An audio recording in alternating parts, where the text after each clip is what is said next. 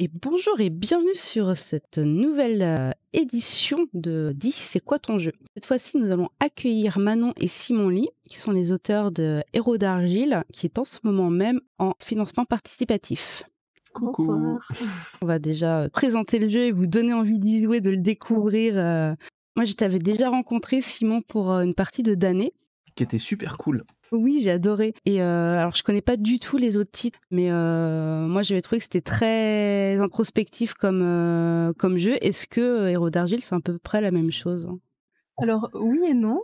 Je dirais que enfin il y a certains, il y a certains rôles pour lesquels, il y a de l'introspection. Je pense, au rôle de l'héroïne puisque c'est un jeu qui parle, de super-héros. Donc, pour le rôle de l'héroïne, il y a de l'introspection. Pour les autres, un peu moins. Donc oui et non. Disons que, Un peu moins. notre, on n'a pas vraiment de ligne éditoriale. On écrit ce qui nous plaît, ce qu'on kiffe sur le moment, quoi. Et mais il faut avouer qu'on a quand même un petit faible pour, tout ce qui est exploration des relations, des relations interpersonnelles, de comment tu vis ces relations avec toutes les contraintes qui sont autour de toi, et sur un peu l'exploration de soi, au travers des autres. Ça fait partie des thèmes qu'on aime bien, quoi. Et puis le drama, voilà. Le drama. On adore le drama dans le JDR. Voilà. Bah, moi, j'aime beaucoup ce côté introspection, justement, parce que ça permet d'approfondir le rôle. Donc, j'ai très hâte de tester ça et de voir jusqu'où ça nous emmène, hein. Comment c'est venu, Héros d'argile? Alors, Héros d'argile est né, lors, d'un Game Chef, d'il y a quelques années.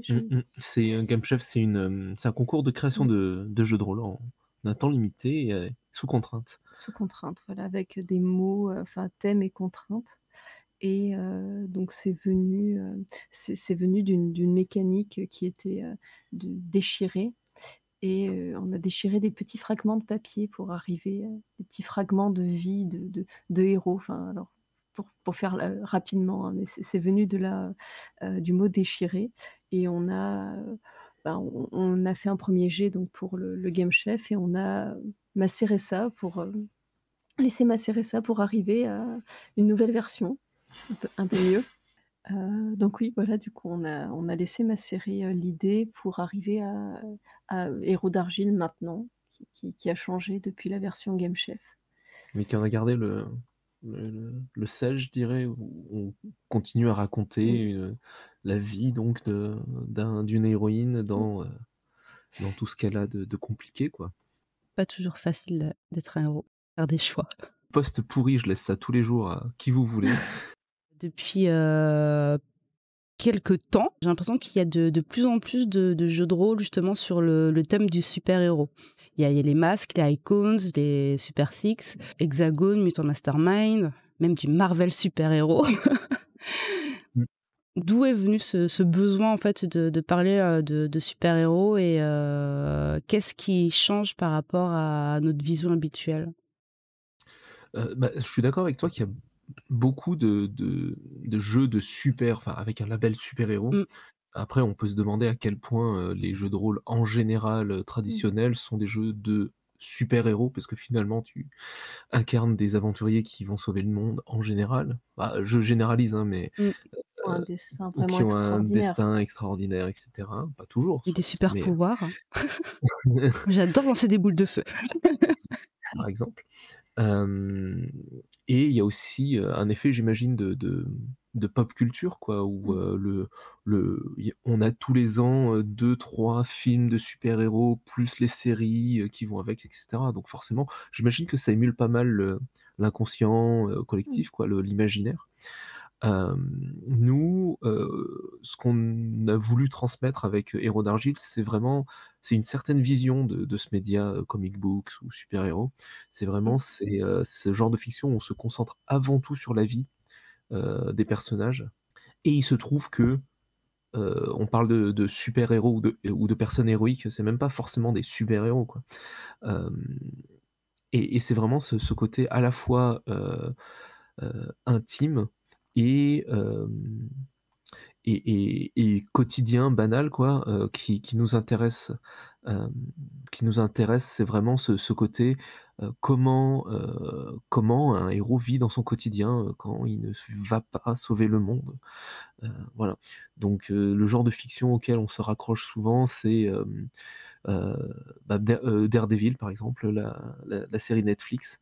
Voilà, c'est vraiment si je devais citer un seul média, ça ou ouais, une seule série, ça serait celle-là quoi, où vraiment tu vois la vie de Matt Murdock, comment il gère ses relations et en même temps il doit aller, tabasser du vilain le soir et il doit cacher ses blessures et en plus c'est une série qui est très viscérale quoi, Mmh. qui est très physique, très organique donc voilà, c'est tout ça. Et j'ai l'impression que c'est pas justement dans le paysage rôliste, peut-être avec Masque, mais quand tu prends Mmh. les Icon, Mutant and Mastermind, Marvel Super Héros, on a vraiment le côté super héroïque, grand spectacle, mais on a beaucoup moins le côté intimiste, quoi. D'accord. Est-ce que ça pourrait se rapprocher un peu de Jupiter Legacy aussi? Malheureusement, Eux, je leur identité est publique, mais justement, il y a toute la difficulté avec le poids d'être, un super-héros et des choix qu'il faut faire et de justement devoir en justifier parfois et en payer les pots cassés. ouais, tout à Ouais. fait, ouais, il y a cette idée-là et il y a aussi la volonté de raconter, l'histoire, de concentrer l'histoire sur un seul héros. Mmh. Alors qu'habituellement, dans les jeux de rôle un peu plus traditionnels, on incarne chacun une personne extraordinaire. Heu, Là, on voudrait vraiment recentrer, la fiction sur un seul héros qui est entouré de gens ordinaires, quoi. Donc on est encore un peu à côté par rapport je dirais au «mainstream» entre guillemets, quoi. Depuis le concours, combien de temps il vous a fallu pour, créer ce JDR? Ah, Oh, c'était quelle année? Je sais jamais je sais les jamais, années, ça doit être 2017 ou 2018, donc ça va faire un moment déjà. oui. C'était le monde d'avant. Le monde À d'avant. savoir que, une création de jeu de rôle, c'est quelque chose de très linéaire, quoi. Le processus est absolument pas linéaire. Il y a des moments où on l'avait Mmh. vraiment mis de côté, ça macérait Ouais. dans un coin. Il y a des moments où on était à fond, on y bossait tous les soirs. Bah, récemment, on y est à fond aussi parce que justement il faut le finaliser et cetera, mais ouais, c'est le processus créatif est absolument pas linéaire. Des fois, on est bloqué, on fait des playtests, on n'y arrive pas et on teste avec les bonnes personnes et boum, ça débloque, et on s'y remet à Ouais. fond. Ouais, c'est donc du coup, ça prend beaucoup de temps. C'est pour ça aussi que ça prend des années, j'imagine? Oui, puis du coup à 2, je suppose qu'on n'est jamais d'accord aussi. Ça empêche de tourner en rond? Oui, non, mais ça évite de se bloquer aussi Mmh. parfois quand il y a une idée qui est pas très bonne, Mmh mh. on tranche plus facilement, je Non, puis à 2, j'imagine, c'est plus facile de rebondir sur les idées de l'autre. Mmh. ouais, Ouais, ouais. c'est un avantage. S'il y a ça, ouais. Puis bon, faut avouer que, on est assez franc sur nos idées et nos retours, donc là où il faut trancher, on tranche, quoi. Soit. OK. Est-ce que pendant, toute la durée d'écriture de ce jeu, vous avez des anecdotes à nous raconter? Est-ce qu'il y a eu des moments difficiles ou des moments ultra joyeux dans tout le processus? Ben, alors déjà, la petite anecdote croustillante, ça pourrait être qu'il est né dans une voiture. Du coup, puisque c'était sur le trajet qu'on a commencé à réfléchir, au thème et je sais plus quel trajet c'était, Je sais plus, mais je crois que le sujet était tombé le jour même et qu'on devait prendre la voiture, et on avait un voyage relativement long à faire et donc on a eu amplement le temps de réfléchir. voilà, ouais. Et je pense qu'aux aires d'autoroute, on a dû nous prendre pour des gros fous, quand on devait parler à la machine à café, je pense que et toi, tu en as une? Ah mais moi j'en ai plein des anecdotes, Ah hein. mince. Faut pas poser ce genre de questions, tu t'en J'adore ce genre de questions. ah ouais. Bon bah, ouais, il y a un truc marrant, c'est, le 1er, bêta test public, je l'ai fait au Festival international des jeux de Cannes. Mmh. Il y a 2 ans déjà? Ou quelque chose comme ça. Donc vraiment, j'avais une version bêta, on l'avait testé entre nous ou avec des copains et j'étais là en mode: «OK, je le propose au tournoi du FIGE, heu, advienne ce que pourra», quoi, voilà. Et bon, la partie s'est bien déroulée dans l'ensemble, absolument pas dans la direction que je voulais, Mais c'était les joueurs ont adoré, donc je trouve ça cool, tu vois? Et on a fait une fiction d'action débridée, vraiment en mode, super-héros des années 80, ça tirait dans tous les sens et tout, enfin, c'est rien à voir avec ce que je cherchais. On a passé un très bon moment. Et derrière, ça a mis pas mal de choses en question, sur notamment comment transmettre le jeu, quoi. Mais j'ai passé des super moments et du coup, ce qui est rigolo, c'est, bah, du coup, je fais un grand coucou à Olivier, qui a testé cette bêta et qui dit partout sur les internets que le jeu est génial, alors que alors que on n'a pas joué vraiment, au jeu, quoi, et je trouve et voilà, moi je trouve ça très, très rigolo. Encore une fois, coucou Olivier, si tu nous regardes. Est-ce que d'un côté, c'est pas intéressant de voir comment des joueurs peuvent, s'approprier le jeu et en faire un peu, quelque chose de différent de ce que vous imaginiez au départ? Oui. Ah si, Ah complètement, oui, ouais. oui, c'est très C'est pour ça qu'on intéressant écrit des jeux, d'ailleurs. et Mmh. oui, c'est un peu ce qu'on recherche. Enfin, d'ailleurs, on le dit explicitement dans le livre, de toute façon, Mmh. il faut prendre, il faut secouer, Hacker le jeu, il faut hacker. allez-y, hacker, C'est plagier, faites votre tambouille avec, on le fait nous-mêmes, alors ce serait quand même, drôle d'interdire aux autres, Ah bah oui, de le faire sur nos Le propres comble. OK. Donc du coup, quand on joue, on interprète les personnages normaux? alors il y a 3 rôles, tu Mmh. veux vas-y, Oui, vas-y, je mais t'en prie. non, mais Je parle trop, vas-y. non.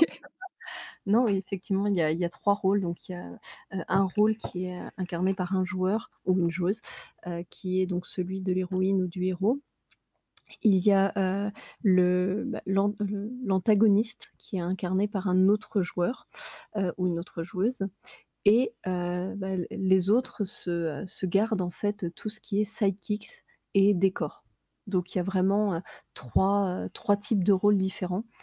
C'est assez asymétrique, on c'est voulu, c'est assumé, il y a pas de problème et du coup, l'idée c'est de faire rencontrer, créer des relations entre tous ces rôles, de les faire interagir. Comment on joue justement à ce jeu?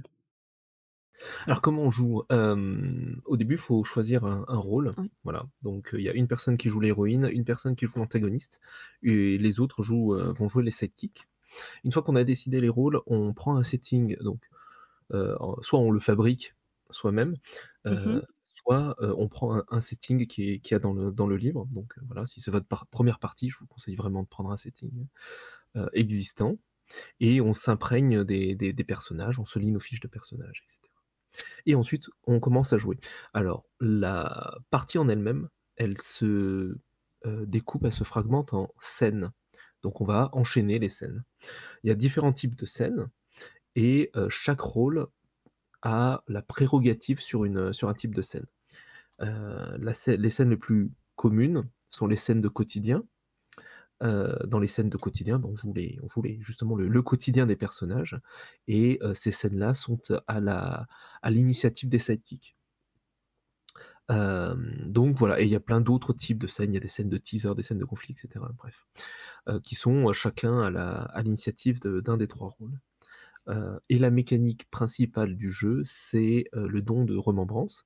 Donc pendant une scène de quotidien, normalement, donc on joue les scènes et cetera. Normalement, on va créer des liens, on va tisser des liens entre les personnages. Il va se passer des moments chouettes, des moments forts, des moments émouvants et à ce moment-là, le sidekick peut faire un don de remembrance à l'héroïne. Alors le don de remembrance, c'est un petit bout de papier sur lequel on écrit, l'essence de la scène qu'on vient de jouer et par exemple, on a écouté, la musique de notre enfance, avec ma sœur, sur la balançoire et c'était trop cool, c'était trop sweet. Donc hop, je te donne un petit don de remembrance et en fait, l'héroïne plus tard va pouvoir puiser dans ses remembrances pour affronter le bad guy. Donc c'est un peu une sorte de ressource, intérieure, de ressource émotionnelle. Et la contrepartie de ça, c'est que du coup, le sidekick qui aura fait une remembrance, un don de remembrance, et bien sera vulnérable au bad guy. Le statique a fait don de remembrance est donc, vulnérable à l'antagoniste. Mmh. Ouais, c'est ça, plus il rentre dans la vie de l'héroïne, plus il est vulnérable. Donc c'est vraiment ça la philosophie principale, du jeu. Et l'autre de l'autre côté, on va dire, du spectre, se trouve l'antagoniste qui, lui, n'a pas de personnage au début de la partie et lui, il doit, observer les scènes de quotidien, s'en imprégner pour fabriquer son personnage au fur et à mesure de la partie, construire un antagoniste qui est, à la hauteur des enjeux, de l'héroïne, quoi. Donc aller gratter, aller taper là où ça fait mal, quoi.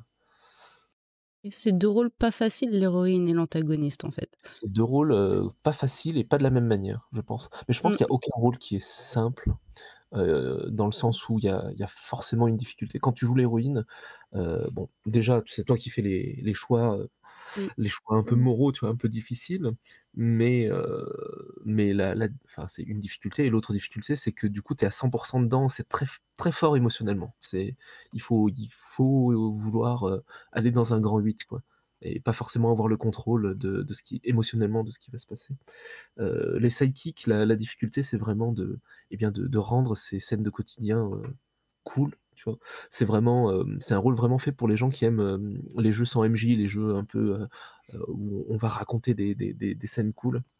Donc, pareil, heu, faut pouvoir le faire et l'antagoniste, c'est un rôle un peu plus silencieux, un peu plus distant, presque comme un MJ, tradi quoi, Mmh. où, tu vas rester un peu derrière, regarder un peu, essayer de construire ton personnage au fur et à mesure. Donc c'est encore un Plus autre dans type l'ombre.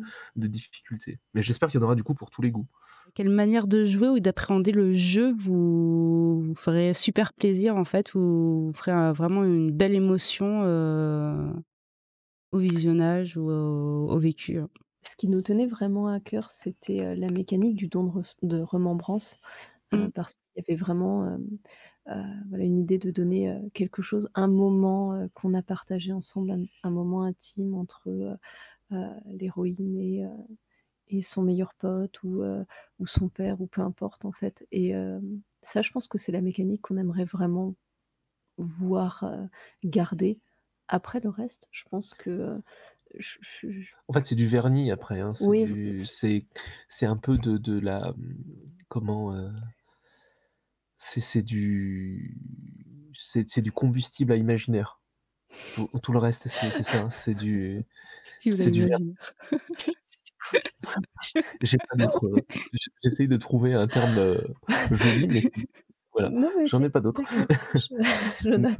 mais ouais, vraiment le côté, don de soi, on a passé des Ouais, moments forts, ça c'est cool. C'est cool à observer aussi. Moi des fois quand je joue le vilain, qu'il y a des scènes super sweet entre les sidekicks et l'héroïne et des moments forts et tout, j'ai un grand sourire, j'ai la banane quoi.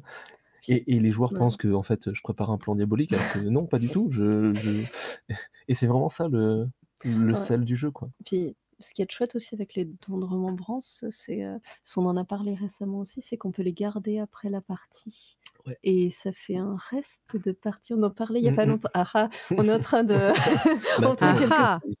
on tient quelque chose. Mais on a, ouais, ouais, c'est attends, je regarde. attends, tu vas aller chercher un livre? On en parlait pour un jeu, que Simon a vu à Octogone. Du coup, il y a un jeu où il y a un reste en fait, enfin, comment dire? Il y a un morceau de partie qui reste pour les parties, futures et du coup, c'est une mécanique qui nous plaît beaucoup et je me dis: «Beh, on l'a en fait, on l'a cette mécanique». Bah oui. Ah, tu l'as pas? Je croyais que tu allais chercher le Non, non, jeu, non, je mince. suis allé chercher une sorte de petite carte de visite. Je sais pas si ça se voit bien en vrai. On n'a pas une très bonne On n'a pas caméra. une très bonne caméra, tu vois? Et en fait, ouais, quand tu as passé un bon ouais, c'est le don de remembrance, c'est vraiment ça, c'est tu prends ça et tu écris, en souvenir de quoi on a passé un bon moment et tu Mmh. le donnes et après tu le donnes à l'autre, tu vois? Et c'est quelque chose que tu peux garder avec toi dans ton porte-monnaie et tout. Enfin, je trouve que c'est un truc cool à Mmh. garder, ça laisse quelque chose de la Ouais. partie, quoi. Est-ce que ça se joue vraiment en one shot ou ça peut du coup se jouer en campagne ou Alors, en petite campagne, enfin, je pense qu'on peut le jouer en one shot sans problème. Il y a, enfin, on l'a déjà fait en one shot, c'est, c'est bien si on arrive à boucler quelque chose à la fin. On l'a également, comment dire? Les settings sont également créés pour que ça dure un petit peu plus longtemps, je pense 3-4 séances. Si on crée pas le setting, hein, si on prend un setting, Mmh. existant. Et bon, après, il faut toujours ajouter 1 heure ou 2 si on crée son propre setting, parce que bon, il faut quand même créer, un petit peu l'endroit où on va jouer, les personnages, les liens, faire un canevas, donc ça prend un peu plus de temps. Mais pas plus de 4 séances, sinon, il faut faire des saisons, comme les Ah séries. ah! Mais Il oui, faut c'est très actuel play ça. Mais ouais, sinon, je pense que ça s'essouffle. En fait, les thématiques, qui sont apportées par les personnages, s'essoufflent au bout d'un moment et c'est mieux de renouveler en saison avec des nouvelles choses et peut-être des nouveaux sidekicks, Ouais, et puis changer de rôle peut-être et aussi, changer de rôle aussi. Oui, si parce que jamais. c'est vrai que bon, interpréter tout le temps l'héroïne, c'est un peu, C'est un c'est très poids. prenant. Au niveau du livre, du jeu en lui-même, qu'est-ce qu'on peut trouver dedans justement? Est-ce qu'il y a des scénarios? Est-ce qu'il y a des types de personnages qui aident justement à appréhender le jeu ou comment que ça se passe? Alors, on n'a pas de scénario, à proprement dit parce que, ben, justement, on laisse libre cours, aux Mmh. interactions entre les personnages. En revanche, on a des canevas, en fait, qui sont, préécrits. Donc c'est-à-dire qu'il y a une carte des relations, qui permet, en fait, de choisir son rôle, soit choisir l'héroïne, soit choisir, je veux dire, suivant les canevas, un ami, un parent, un fils ou un frère, que sais-je, un rôle. Hem Et donc après on joue en fait, on joue autour de ce canevas-là. Donc on a des canevas, ensuite on a fait, des aides de jeu évidemment pour, chaque rôle pour aider les joueurs et les joueuses, à comprendre, ce qu'on voulait, à travers ces canevas, vers quoi, ils sont censés aller et puis après ils sont censés, tourner à leur sauce. Donc on a toute une série, de petites aides. On a aussi, des conseils aussi pour créer son propre canevas, parce qu'après on peut se lancer dans le grand bain une fois qu'on a testé une fois, c'est bon. On peut écrire ses propres canevas, donc on a toute une Mmh. série de conseils, auxquels on a ajouté en fait des cartes, puisque du coup on est épaulé par, un illustrateur, Vianney, Carvalho, qui nous a fait, toutes les illustrations donc, mmh, des livres, et on a donc des portraits. Il a illustré, en fait, on a plusieurs portraits, donc on peut, prendre un portrait pour son personnage. Ça, c'est possible, et au dos de ces portraits, on a fait des petits prompts pour, pour aider à créer des thématiques, plein de choses. Enfin, en fait, il y a plein d'aides de jeu pour créer, pour jouer. Il est en financement participatif jusque quand? Jusque fin novembre? Ouais, en gros, ça court jusqu'à la cyberconvention. D'accord. Donc, à fin octobre, ça veut dire qu'il reste, encore un mois de financement participatif. Qu'est-ce que c'est l'objectif? Où est-ce qu'on va? Tu veux que je Vas-y, fasse? Ouais. si tu veux. Alors, on a fait un financement un peu sobre. Donc, le projet est financé à 4 000 €, où, tu as tout pour jouer. Donc, les livres et les settings et les cartes sur lesquelles il y a les portraits hem et les aides, enfin les thèmes, les aides de jeu. Mmh. Donc, voilà, à 4 000, bah, si on arrive à 4 000 déjà, je serais fort, Ouais. fort heureux. On a vraiment construit ce crowdfunding sur l'idée que, tu puisses tout avoir une fois que le projet est financé. Le jeu Mmh. est fini de toute façon, donc il y a plus qu'à, entre guillemets, l'envoyer à l'imprimeur et l'envoyer aux gens si effectivement, le projet est financé, et donc du coup, on a limité le nombre de paliers, on est vraiment pas dans un crowdfunding basé sur la hype, sur les figurines, les dés, les machins. Ouais, pas Heu toujours plus, quoi. voilà, donc Mmh. si on arrive à 4 000, j'en serais ravi. Si à 4 500, je crois, il y a un peu de «qualité de vie» entre guillemets, c'est-à-dire qu'il y aura une boîte pour ranger ses cartes, Et les petits dons de remembrance là que je viens de montrer, ils seront ils seront imprimés en plus joli sur, sur un format, carré, voilà. Et à 5 000, il y a un poster dessiné par Vianney. Mais bon là, c'est vraiment, heu, si on y arrive quoi. Déjà si on arrive à 4 000, on sera très, très heureux. Et aujourd'hui, je crois qu'on est à 25. Donc en une Ouais. semaine, on a fait 25. Ce qui est cool. Ce qui est cool. Mmh. On s'attendait de toute façon pas à un truc où on pète tous les paliers en en quelques heures, c'était Non. vraiment pas le comment? La philosophie du financement, quoi. Puis pas la nôtre non Non, plus, voilà. donc Donc ça je pense que ça va faire son bonhomme de chemin et puis il faut juste, on croise les doigts pour qu'on puisse tous avoir une version, imprimée, du jeu, quoi. dans les livres et notamment au travers des illustrations en travaillant avec Vianney, en fait, on a essayé d'être le plus inclusif, possible. Pas avoir, les super-héros, traditionnels de chez Marvel qui sont très jolis à regarder, très plaisants, mais qui ne ressemblent pas, en fait. Donc heu, c'est du enfin, moi, j'ai plus de mal à m'incarner, dans ce genre de personnages bodybuildés, tout ça, donc Mmh. les cartes, les portraits que Vianney a fait sont en accord avec, nos idées, donc du coup, ils nous ressemblent. C'est-à-dire que, voilà, il y a des minces, il y a des gens qui ont l'embonpoint, il y a des gens de couleur, il y a, des gens qui, oui, qui ressemblent à la société Qui dans nous laquelle ressemble, on vit, en mmh mh. fait. Donc ça, c'était un gros point sur lequel on a insisté parce que, ça nous tient aussi à cœur de changer ça. Comme le fait de mettre une héroïne Mmh. dans le setting principal, c'est, une héroïne. Je dis pas qu'il y a jamais d'héroïne, oui, il y en a, mais il y a quand même plus souvent des hommes que des femmes, donc le 1er setting, il supporte une héroïne. D'accord. Parce que donc là, on parle d'un setting, donc on peut quand même jouer un héros si, la personne est plus à l'aise à jouer un personnage Ah masculin quand même. C'est oui, pas évidemment, Tu joues ce que tu veux, hein.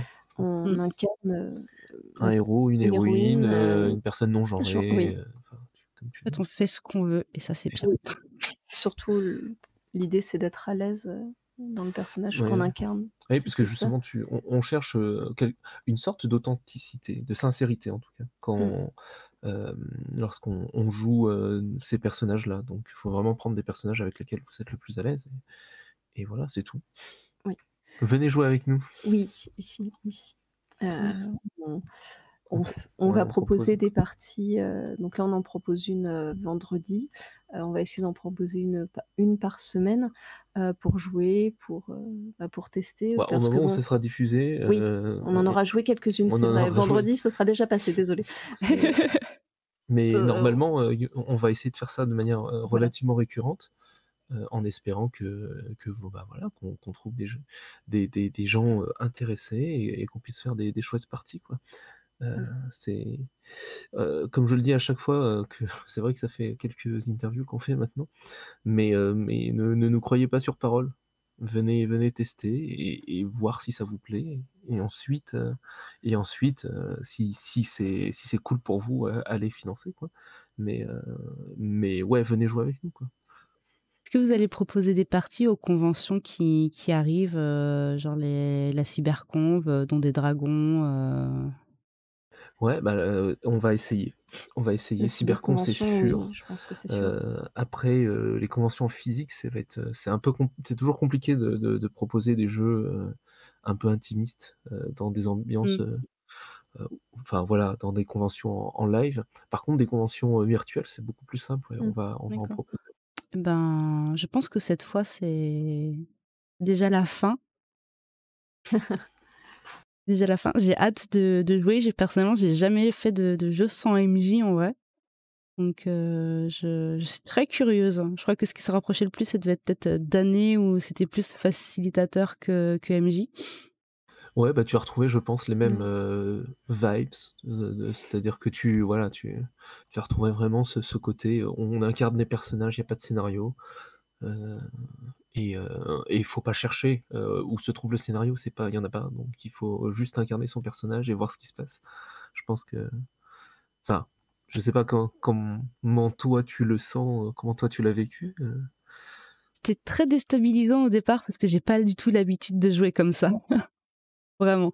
Et je réappréhende encore un petit peu parce que c'est très différent, mais c'était vraiment chouette. Mais c'est vrai que c'est très différent et c'est pas les mêmes réflexes de joueurs qu'on a. Et je sais que les joueurs avec qui on va être, ça va être encore pire, je pense, parce qu'eux, ils ont pas fait d'années. Après c'est nous qui avons la pression là maintenant. Mais non, faut pas.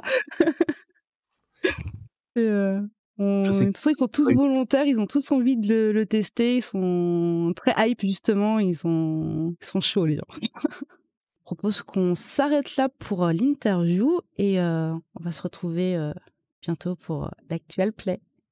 Des bisous.